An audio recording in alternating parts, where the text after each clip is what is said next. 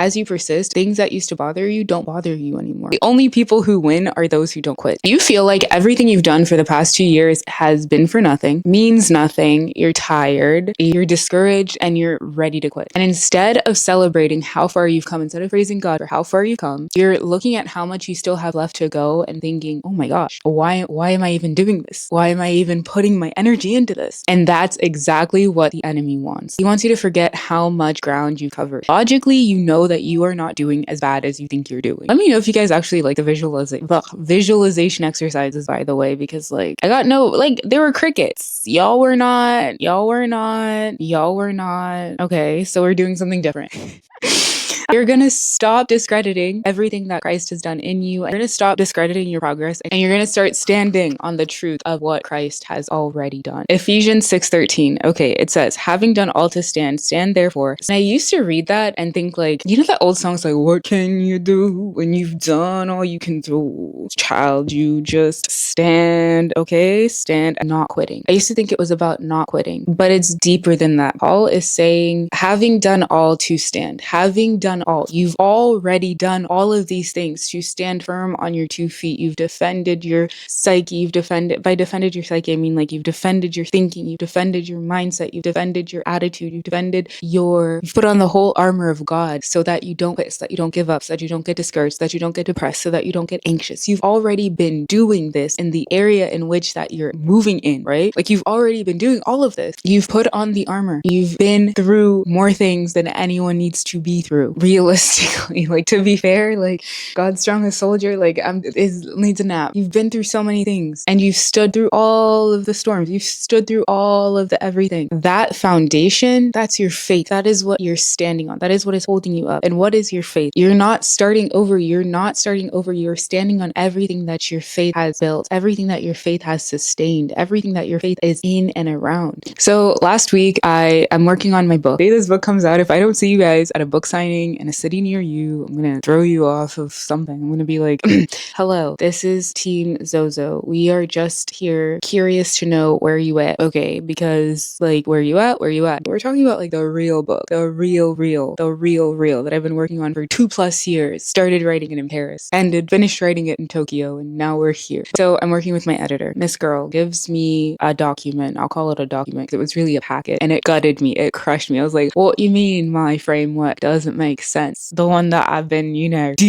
I've been laboring with this. This thing is like my child, and I was like, I'm not doing anything. I was like, let me burn the packet. As a matter of fact, let's take a Yankee candle. Let's take a Bath and Body Works fall candle and braise the whole thing because I'm over it. I don't want it. Like, whew, I was thoroughly discouraged. Okay, thoroughly. I was like, why do I even have an editor?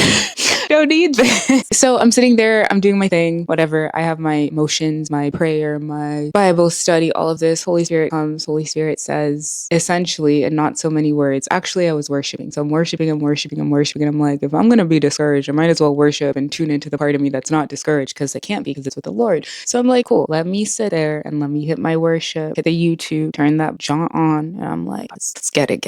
I'm going. This is the magic of worship. And I don't want to use the word magic, but you know what I mean? Like, this is what happens when you worship. And so I'm going. And all of a sudden, I just feel this peace and strength and rest bubble from the inside of me because Christ is in me, right? And so Christ in me is like, girl, if you don't, like, you got it. You can do it. I just feel this certainty, this absoluteness that it'll be fine. I will go through the edits and we will move on and there will be life after them. You know what I mean? Seeing all of that I had to do made me feel like I had to do it then and there. I had to do it now. Everything that I've done up until this point, I was like, so I have to take all of that work, condense it, and put it into this instant where all of this will be edited and I'll be ready for the next step in the publishing process, whatever. And after my moment in worship, I was like, maybe, because this is what happens when you spend time with God. He, in his presence, changes your thinking into how he thinks, into how he's thinking. And so I was like, okay, maybe I can just take it, I don't know, one step at a time.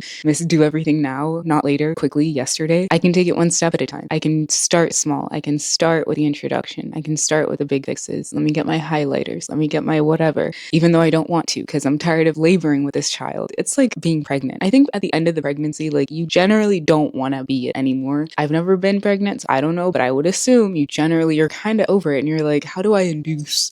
I've seen videos like that. Anyway, the point is every time you focus on Christ in you and you focus on the fact that you've been through kind of a lot and not once did you fold, not once did you give up, not once did you not survive, not once did you end up in a worse position than you started in at the end of it all. When you start to focus on that instead of focusing on everything around you that is moving, aka the storm around you that's moving, the circumstances around you that are moving, after you've done all to stand therefore. It means keep on it, like stay on it no matter what. Like after you've done all of this to stand, continue doing it, continue doing it, continue doing it, continue doing it, continue standing, continue standing. You will out persist. You will outlive every single circumstance in your life. They'll get tired. The circumstances get tired, right? Because as you persist, you get better. As you persist, your faith makes you larger. As you persist, things that used to bother you don't bother you anymore. Like when I work on my next book, I'm going to be like, the edits are in.